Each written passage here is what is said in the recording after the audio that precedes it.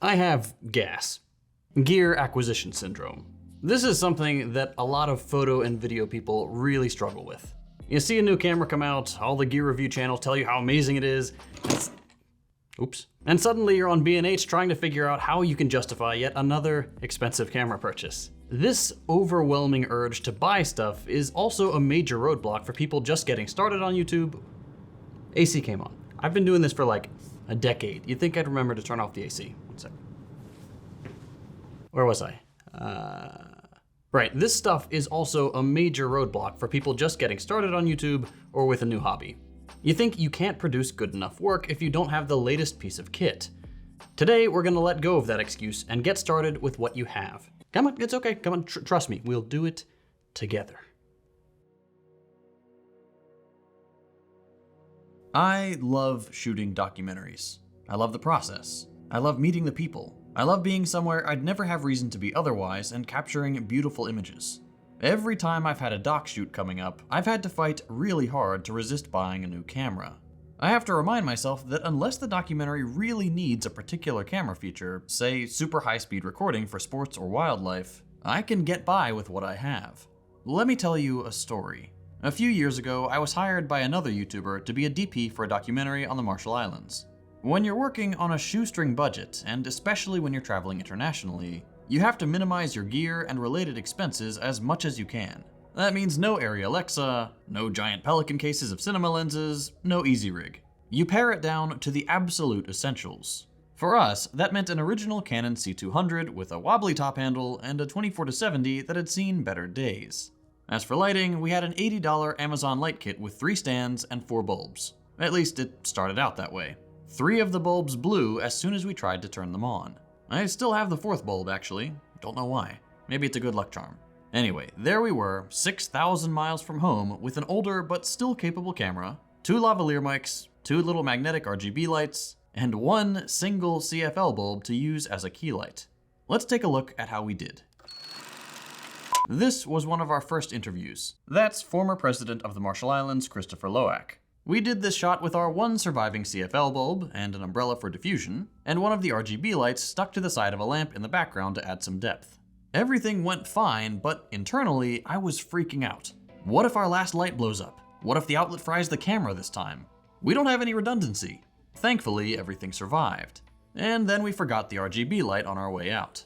For the rest of the trip, we thought it must have fallen out of the bag somewhere, until we finally realized, way too late, that we were just terrible at our jobs and straight up forgot a light representing a full third of our lighting kit.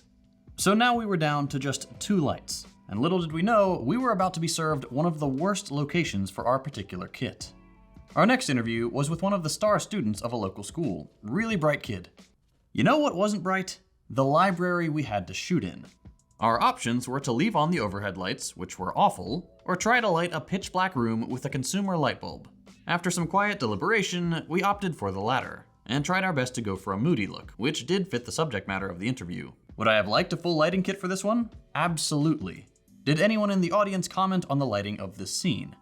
Nope, not one. We got it done with what we had. Another indoor interview we had was this one, with a woman who had been there when the United States nuked the Marshall Islands to test their bombs. She told us this story of how she and her friends had thought it was snowing as they caught radioactive flakes on their tongues. We shot this interview using just the little RGB light in the background. The key was the natural light coming through the window, diffused by some very convenient thin curtains. I actually really like how this one turned out. Never underestimate what you can do with a window and some fabric. The rest of the shoot was a collection of trials for our limited kit. A talent went home still wearing one of our critical lavaliers. The camera got absolutely drenched by a wave while we tried to get a shot of the rising tide.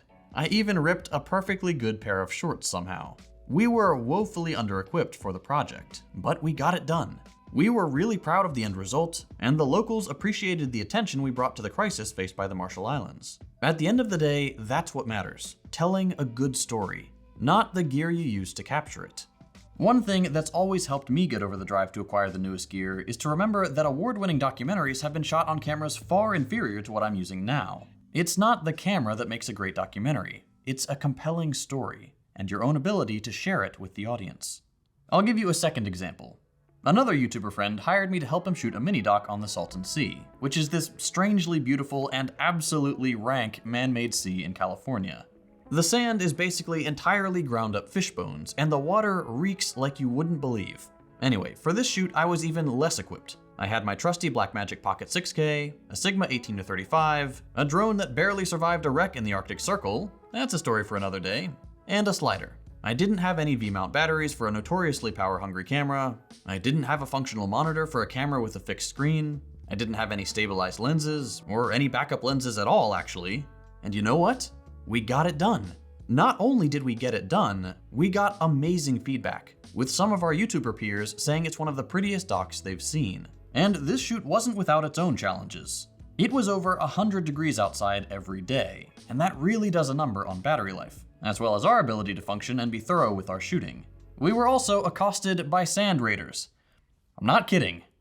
If you're not familiar with the Salton Sea, it's basically one giant art exhibit. Installation pieces, abandoned cars, and buildings absolutely covered in graffiti and decorations. You name it, the Salton Sea has it. Anyway, we were driving on the beach at one point, and we passed what we assumed was just another abandoned car covered in paint. A couple minutes later, this guy comes flying over a dune in his truck and cuts us off. At this point, we're like, oh god, this is how it ends. He's gonna dump our bodies in that nasty water. Well, it turns out that car was not abandoned, and this gentleman was the owner.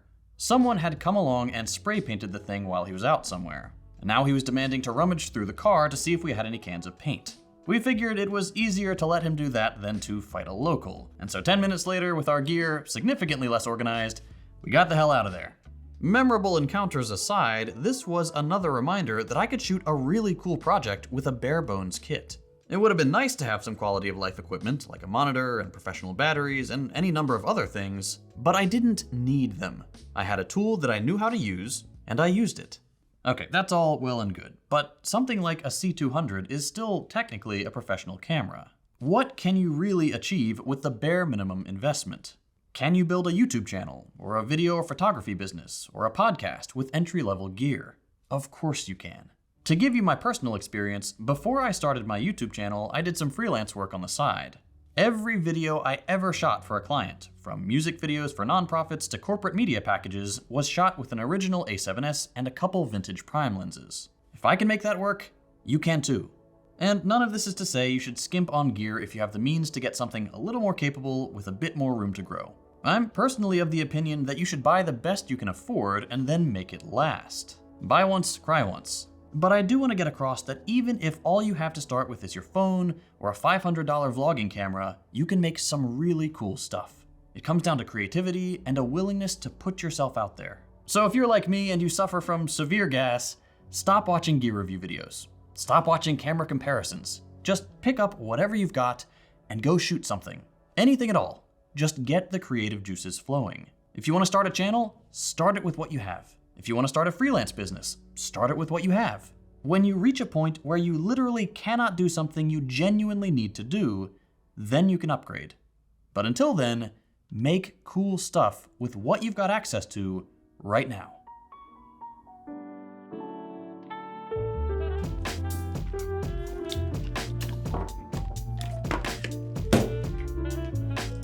Dang it. Things I do to make a point.